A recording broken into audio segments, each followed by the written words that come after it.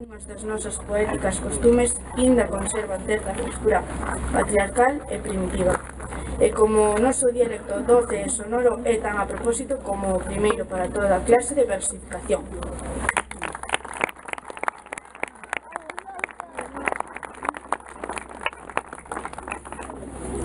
Cantos, bágoas, queixas, suspiros, seráns, romerías, paisaxes, devesas, finares, soidades, ribeiras, costumes, todo aquelo, en fin, que pola súa forma e colorido é digno de ser cantado. Todo o que tuvo un eco, unha voz, un crunxido por leve que fose, con tal que chegase a conmoverme.